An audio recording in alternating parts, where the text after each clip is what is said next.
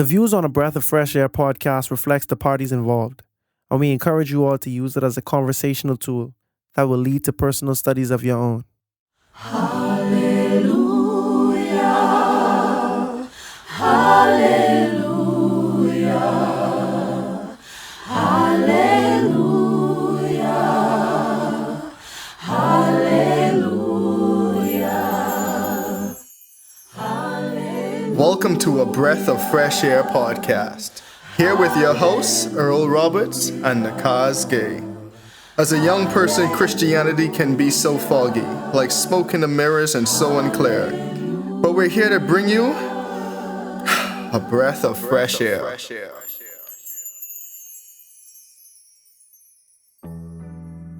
All right, time for my weekly progress report. Eliaship. Okay, they built the sheep gate. Looking good, looking good. Now, who's next? Okay, now the men of Jericho. Men of Jericho. You're doing good. We're on a good pace. I love the pace. Now, as for the fish gate, the sons of Hanasa laid the beams and the locks and the bars. Okay, great. Now now for the old gate. It should be the Tekoites. Why is Jehoiada building the old gate? Oh, that is right.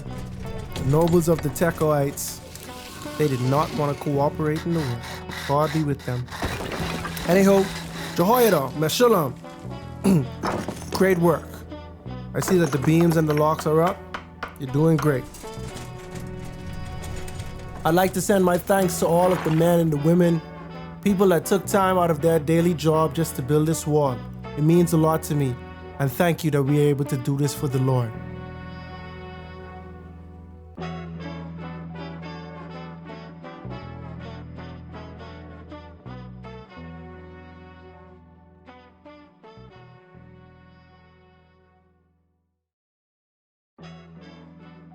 Welcome to Nehemiah 3, the chapter where bricks tell a tale of community revival. Join us as we explore the vivid details of Jerusalem's walls reconstruction. Each task, each hand, a story of unity and transformation. As always, be blessed and enjoy.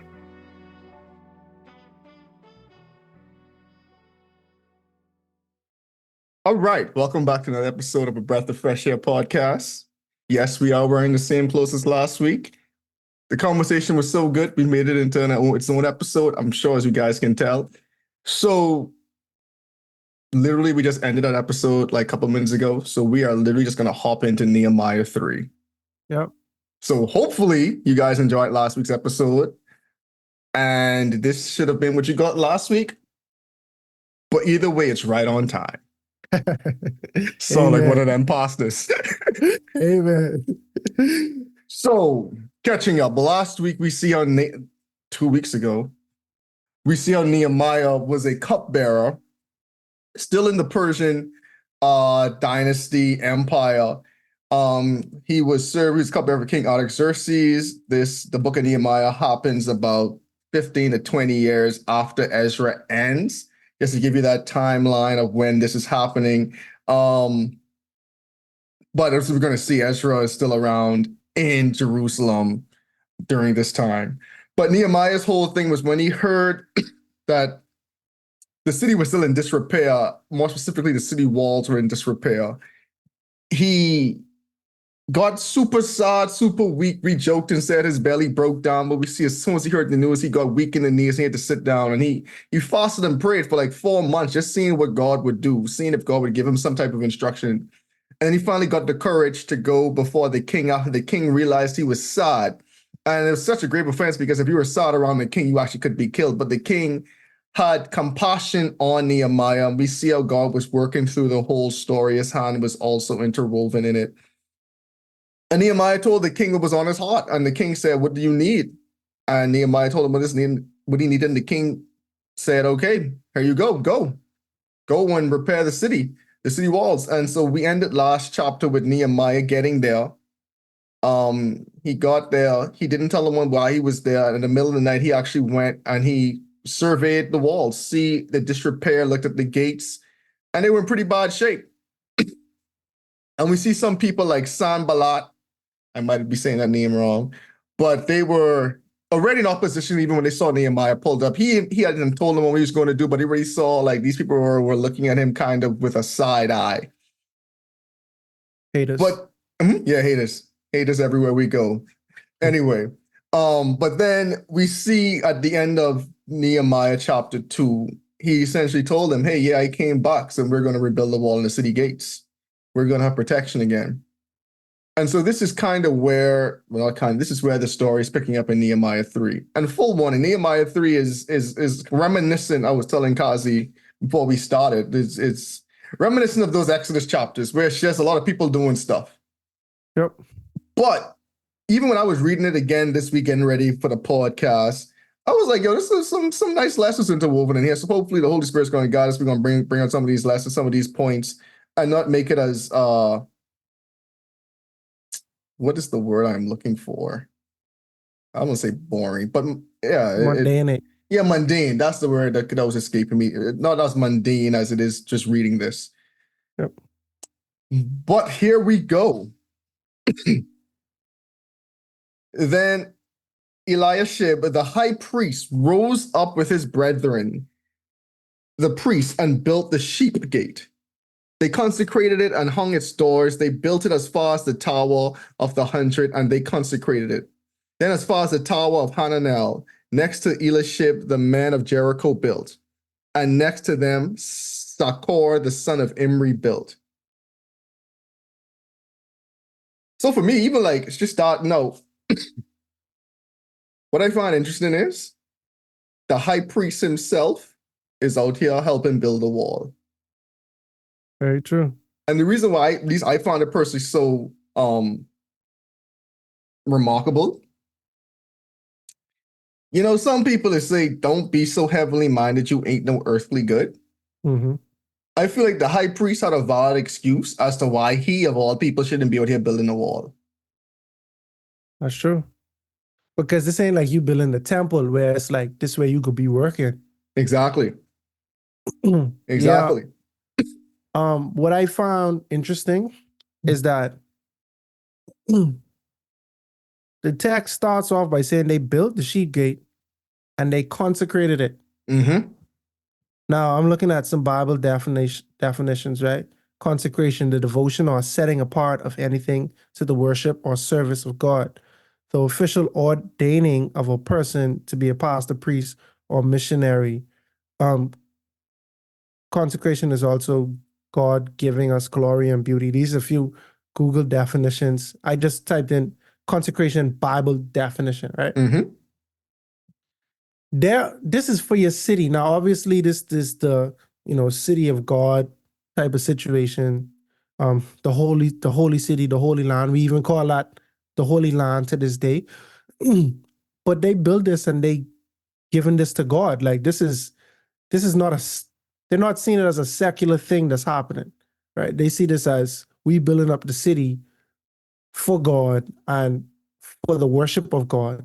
Mm-hmm. And thus every part of this city is to be consecrated, even the outskirts, the walls being built. And so it's good to see that these high priests saying they're just in vain. We building, but we praying too. You see what I'm saying? We setting this, even this wall holy. You know what I mean? Like when me and my wife was when our house was building, Mm-hmm. she had that idea. People do it all the time. Start writing Bible verses on the they put sometimes they put up plywood. Yeah. Or you put up the drywall. We writing on the not the plywood. Yeah, plywood. Yeah, we writing on the plywood and the 2x4s and stuff that's kind of in the foundation. Mm-hmm. We writing Bible texts. You see what I'm saying? Like Joshua, this and that. Be strong and courageous. Like that. That was one of my texts I remember. But when our house was being built, we come there, pray, consecrate, same thing. Because it's like we want this to be a house where we inviting God. You see what I'm saying? So I feel like that's the same approach that they taking while building the wall. And again, yeah, it's especially these are the first people too. Like for one, like the high priest leading by example. Like, yo, I out here, this is important for all of us, and yeah, I'm gonna do my part to make sure our city is secured. You know what I'm saying? Like, I'm not going to cop up with any excuses. Saying like, oh, I'm too busy with temple matters. I'm too busy, atoning for our sins. And because the high priest is out there, guess who also didn't have any excuse? All the other priests. That's true. Like, if the high priest ain't busy enough that he can't not like that he can help build the wall, guess what? All y'all could do it too. And so it's like leaders gotta lead. And we say and if you look at a map, the sheep gate ain't that far from the temple area too. So it ain't like you guys building on the other side of town. No, you doing what you can, and that's the next thing we're gonna see in this chapter. All the people was working on the wall and the gates, but that was right by their house, bro. But it sounds minimal, but at the same time, it's like, yo, no, bro, we doing what we can do, we doing our part. And sometimes that's all God asking for you to do, bro. Mhm. God ain't asking for you to go be Jonah and go over to Nineveh and save your enemies. God is actually do it right, bro. Take care of what's in your own yard, bro. Take care of what's in your house. It's all God asking you to do half the time. So yeah, man, like the high priests are there leading by example, and they the first ones, and guess what? They consecrating this, bro. God, this work we doing for you. And we know Nehemiah, this mission he on is for God. You know what I'm saying? So like now the priest saying, guess what? We setting the tone. This work we doing is holy work for God because we actually taking back our city. We restoring what God wants us to have. And it's interesting that, the men of Jericho, because their city got rebuilt because a rebellious king rebuilt their city. But that's neither here nor there. But they were also working on the wall. And it's also interesting that Jericho, because Jericho is not Judah, that's Israel, that's Northern Kingdom territory. Mm-hmm. So now in verse 3, the sons of Hassanah built the fish gate. They laid its beams and hung its doors with bolts and bars, and next to them, Meremoth, the son of Urijah, the son of Kos, made repairs. Next to them, Meshullam, the son of Berechiah, the son of Meshabel, made repairs. Next to them, Zadok, the son of Bana, made repairs. Next to them, the Tekoites made repairs. But their nobles did not put their shoulders to the work of their Lord.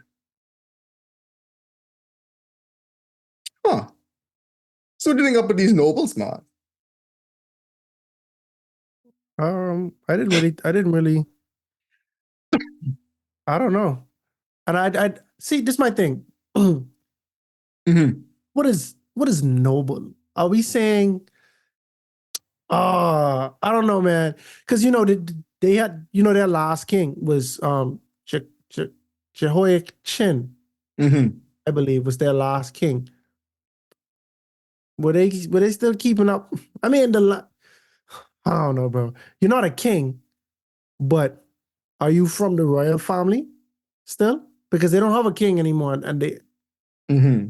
I don't know when they start having kings again. Because I know Herod during Jesus' time, Herod, who was an Edomite, was their king, so it wasn't from the line of Judah anymore. Oh, I'm googling where the core even was. Okay, yeah. So this was an Israelite city. Oh, it's still around. Interesting. Okay. Oh, Israel as interesting. in Northern Kingdom, or Israel as in just the tribe of Israel in general? This would have to be. Boy, nah, you done it. Anyway, hold on. Yeah, we can Because just. anyway, hold on. Let's try this. I'm gonna share my screen. Let's see how this works, even with us sharing. Can you see my Okay, and screen? so for the people listening online only, we're looking at a map of Bethlehem, Hebron, and Yeah. So it Be looks like Beaton. Tekoa would have to be in the Hebron region. So I guess that would be southern. Oh man, my my biblical geography is so bad because I know. I think who used to be in Hebron? While we at Northern, it, yeah, northern southern. All right, so while you just googling that, let me just keep my train of thought going. So basically, what I'm saying is that we have Jehoiakim, right, who was the last king of the southern kingdom. I can't remember who was the king of the northern kingdom when they had been, conquered and taken into exile. But we don't have here about any more kings from the northern kingdom. In yeah, but terms of the southern kingdom, the they'd have been the next Southern Kingdom. the southern kingdom. So Jew, Yeah, because yeah, I was thinking because we see Bethlehem and that's where yeah. we see David from. You see what I'm saying? So, And for but anyone who wants to see the gates, so keep going. yeah, but I'm just like nobles. They're nobles. I mean, you don't have to be of royal blood to be a nobleman. You understand what I'm saying? But it was kind of interesting. I just didn't know that they still kept up with those kind of things. You know, in Yeah, a natural disaster such as war and all these things, like, you know, you could kind of level the playing field. Like your status and stuff don't matter that much if all of us living in ruins, you know, for some time. yeah. I just think it's interesting because it's like if everyone else around you, especially all these other families, are working, why you think you're too good to do the work? Especially if you could benefit, especially if you was living in a city that didn't have no wall. Yeah, man. Other translations was really like, yo, like, yeah, they did not put their shoulders to work for the law. Like they like turned their backs on God. They were too stiff-necked to work. They would not bend their necks. Isn't I was reading a different translation. They would not bend their necks, do the work for the Lord. I'm like, gives another meaning to like stiff-necked people, right? Yeah. Because like when you're trying to like a donkey, right? Mm-hmm. You know, people attribute, you know, some people call humans donkeys because when you think about the nature of a donkey, sometimes you get the donkey to cooperate, sometimes it don't. Sometimes it's stubborn and ain't no rhyme or reason to it. You trying to walk your donkey, right? And your Mm-hmm. donkey like bracing himself, his neck, so that he does not follow where you trying to carry him with your rope or leash or whatever. You know what I mean? So that's where the term stiff neck come from, where it's like you're trying to get your animal to cooperate, but they they making their net so in the Bahamas we say taut. I don't know what the word is, like tense. They making Mm-hmm. their neck so tense It ain't not to the point, happening, buddy. right? Ain't not happening. So them nobles, they was stiff neck like, oh, I ain't budging. Manual labor, ooh. I remember we was in college, right? My boy, Mm-hmm. my boy, one of the few people that had cars. I think that was maybe our freshman year, maybe sophomore year. He was like, bro, my car been getting so dirty, bro, but I don't got the bread to wash it, right? Mm-hmm. In my mind, I know growing up, I used to wash my mommy car every Friday. I Right? say, I say, bro, just wash it yourself. He said, bro, but that's manual labor though.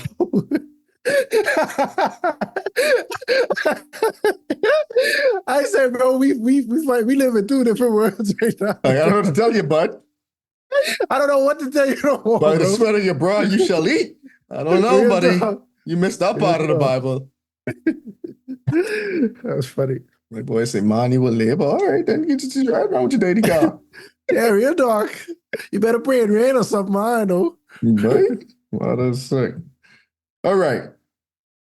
So in verse 6, moreover, Jehoiada, the son of Paseah, and Meshullam, the son of Besodiah, repaired the old gate. They laid its beams and hung its doors with bolts and bars, and next to them, Malathia, the Gibeonite, Jadon the Marathite. yeah, because he said, the men of Gibeon and Mizpah repaired the residence of the governor of the region beyond the river. Interesting. Are you getting this? That's literally when I read the first. I was like, are you getting this? You're beyond the river, Well, buddy. How are you repairing your I don't, house? yeah, I don't know. I just don't understand the alliances here. You know what I mean? Anyway, next to him, Uzziel and Hariah, one of the goldsmiths, made repairs. Also, next to him, Hananiah, one of the perfumers, made repairs. And they fortified Jerusalem as far as the broad wall. And next to them, Rapiah, the son of Hur, leader of half the district of Jerusalem, made repairs. Next to them, Jedaiah, the son of Harumpha, made repairs in front of his house.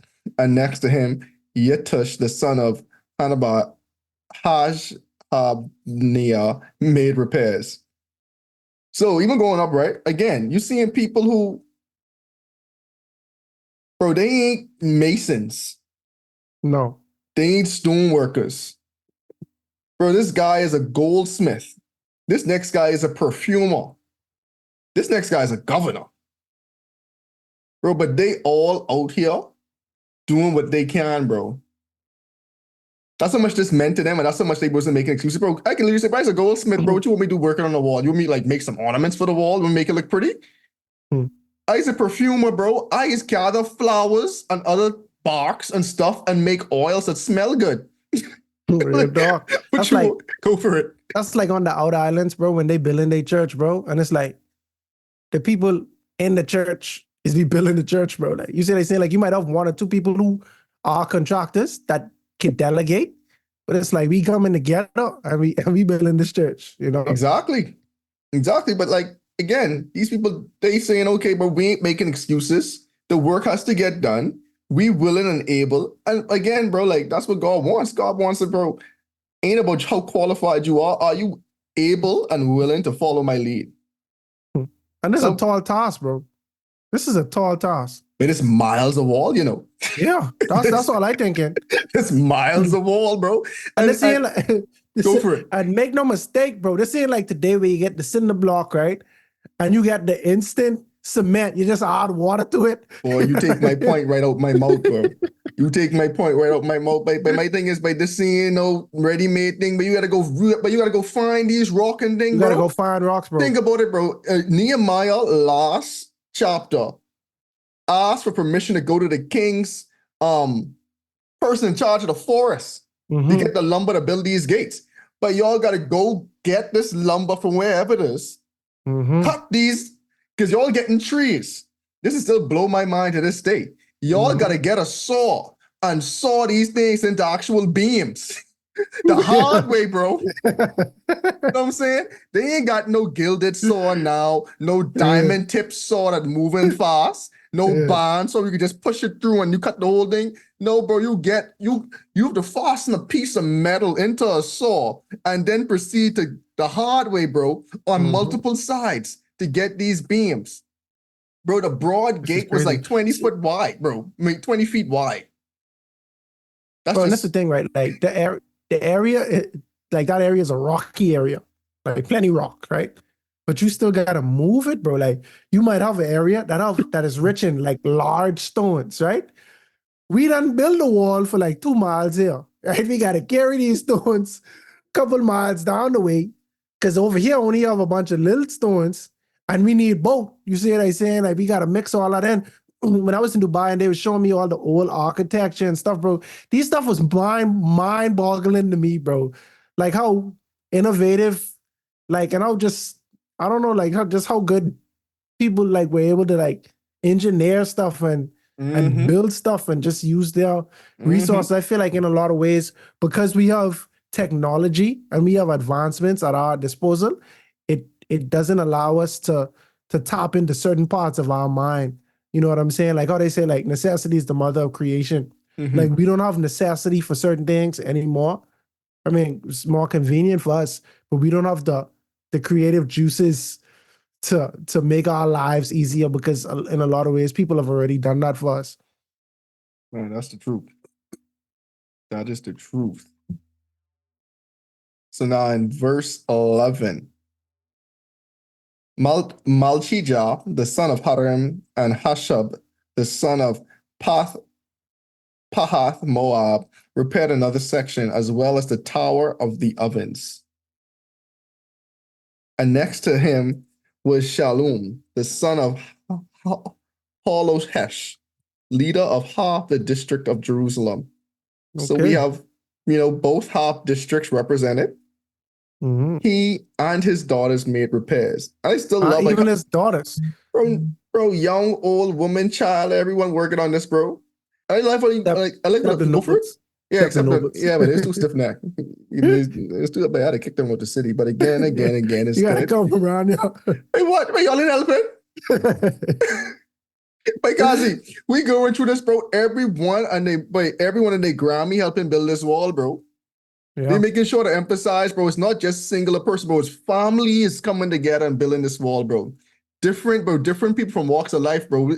It's like a national call right now, bro. Like, we coming together and we have the funds, we have morale, and we are going to build the wall. Like, you Yeah. might as well catch him while the energy there. Yeah. I would feel the same way as you. I don't know if I would express it, but in my heart of hearts, I'd feel like, but you wouldn't help build a city that you benefiting from. Your two hands and your two legs work, and you too good to build a wall that protecting you and your noble self. It don't make sense to me. Leave. If you ain't trying to help, leave. God, he said Boy, he like wouldn't have said that about to say it, I but I don't know if I'd say it out loud, but like I was telling you, bro, I had a friend, bro, but the man don't believe in Ellen White, bro, but he's an Adventist. I'm like, bro, I don't get it, bro. Why are you Adventist, bro? If you don't, but like that's like saying you believe, like that's like saying you believe this was like if you don't believe it's like the saying person. it's almost like saying, but you was a Christian, but you don't believe in Jesus Christ. That's like saying, bro, like if someone that was integral in the thing that you are a part of, but you don't believe in them, that's like saying this is false pretenses. Like what don't you believe? That's what I just couldn't get it, bro. I'm like, bro, you don't even have to be a part of a denomination, bro. You could be a non-denominational Christian that keep the Sabbath, bro. That don't have nothing to do with Adventism, bro. That the Sabbath was around way before Adventists. You see what I'm saying? Like, bro, like, what? He was like, but I don't. But it's just But he was disgusted by her, right? I say, but are you Adventist? He said, yeah, and I'll die Adventist. I'm like, bro, what? What is going on? Just let it be. Just let it be. But no, like no lie, but that's like you working for Disney, right?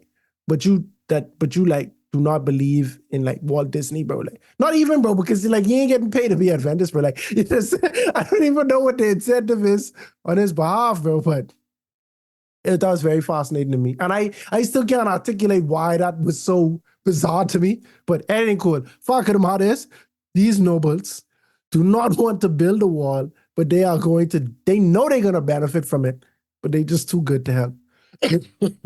Oh my. So where are we? Okay, verse 14. Malchijah, the son of Rechab, leader of the district of Beth Hakarim, repaired the refuse gate.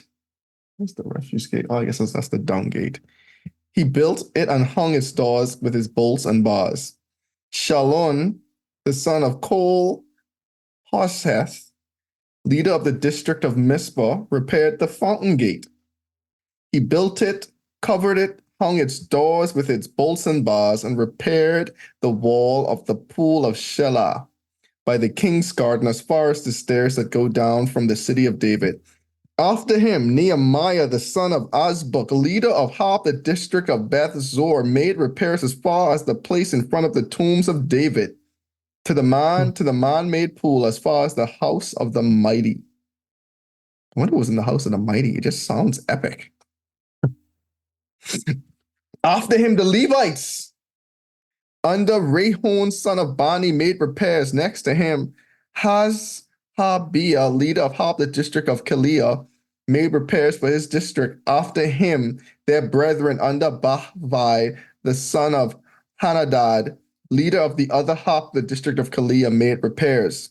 And next to him, pardon me, Ezer, the son of Jeshua, leader of Mizpah, repaired another section in front of the ascent to the armory of the buttress. After him, Baruch, the son of Zabai, carefully repaired the other section. Why did he carefully? He's like was just like delicate in his repairing. Precise. Yeah. Yeah. From the buttress to the door of the house of Elishib, the high priest. After him, Meremoth, the son of Uriah, the son of Kosh, repaired another section from the door of the house of Elishib to the house of Elishib. And after him, the priest and the man of the plain made repairs. After him, Benjamin and Hasab made repairs opposite their house. After them, Azariah, the son of Maaseiah, the son of Ananiah, made repairs by his house. After them, Binnui, the son of Henadad, repaired the other section. After the house of Azariah to the buttress, even as far as the corner. Pilal, the son of Uzziah, I think I said that completely wrong, but forgive me, made repairs opposite the buttress and on the tower which projects from the king's upper house that was built by the court of the prison. You just forget they had prisons back in the day too, bro. I always forget that for sure. When they say prison just now, I was like, oh yeah, I mean like Joseph was even in the prison. So like Oh yeah, for why I so sure. shocked by this, right? But this was like That's like prison. prison. Y'all had a prison? What you mean y'all had a That's prison? crazy, bro. And what? Like, yeah, man, that's interesting. like I you never would thought about that, bro. like you was Herod, right? Would just be like, what you talking about, right? It's like, oh Yeah, yeah, because John the Baptist went to prison. where Yeah, all of that's them, crazy. Peter them was in prison. It's Oh yeah, like for sure. it's like, bro, the prison been around from Genesis time, but just don't really think about it. Yeah, that's interesting. After him, Pedaiah, the son of Parosh, made repairs. Moreover, the Nethium, who dwelt in Ophel, made repairs as far as the place in front of the water gate towards the east and on the projecting tower. After them, the Tekoites repaired another section next to the great projecting tower as far as the wall of Ophel. I feel like they had to make up for their nobles. It's like, my God, my goodness, y'all making us look bad. So we got to go above and beyond now. We got to do double the amount just to make up for y'all who ain't want to do work so no one can talk about us bad. Like we ain't pulling our weight. I know, but that would have made me so. Angry? I just really, yeah, Annoyed? I just, yeah, it really would annoy me though, because I don't like when people just ain't being a team player, dog. Like we, everybody needs this. I don't know if you know. I don't know if you know, bro. But like, I don't know if you like getting attacked, but I yeah, don't. dog, bro. This So Homeland Security right here, bro. Like, exactly. Oh my.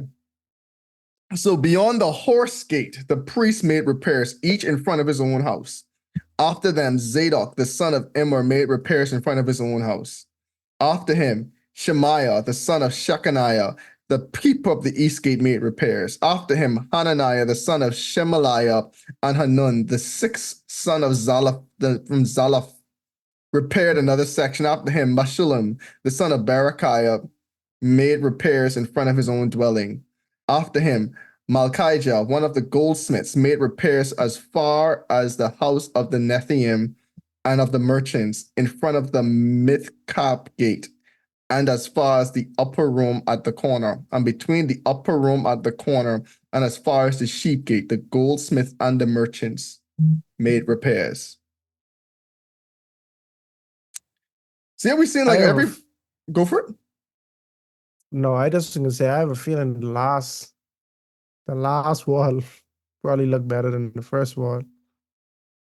Probably hands down. I'm Yeah, pretty sure it was more because majestic. yeah, because I'm pretty sure when David or whoever was building I that was gonna say, city, who did build it? Was it Solomon built more of the walls? I think Solomon did build a lot more of the walls. that makes sense. Solomon do a lot of construction. Yeah, Solomon but do a lot of construction, but I'm trying to remember what David though, because remember David did set up Jerusalem to be like the capital city. You see what I'm saying? Like, but whoever it was, David or Solomon, they did not have much war and everything things was things. Like they was making money. You understand what I'm saying? And so they had the time to do it right. You see what I'm saying? Take the time and build things. If it was Solomon, it was Solomon, Solomon. okay, if it was Solomon really had peace. Like he ain't had the war, but no wars, bro. So they could have take their time and build a wall. And then Solomon, he was a diplomat, and so he was chill with a lot of different nations. So he could import this and that. You understand what I'm saying? And then they already had the good craftsmen from them other nations are ready Mm-hmm. to build a temple. But then this time around, um, we just had able bodies. We had some goldsmith and people like that on hand. But I believe in terms of craftsmanship, it's probably likely that the first wall was better. And you could say the same about the temple. That's probably definitely it was definitely better the first temple when you really just hear about all that went into it, all the resources and all the money. They ain't had to outsource. David was saving up and thing for that temple. You see what I'm saying? Yeah. Yeah, that was in First Kings chapter 9. where it talks about like after he built the temple, then he proceeded to build the walls of the city around Jerusalem. Okay. So yeah, so he was a busy guy.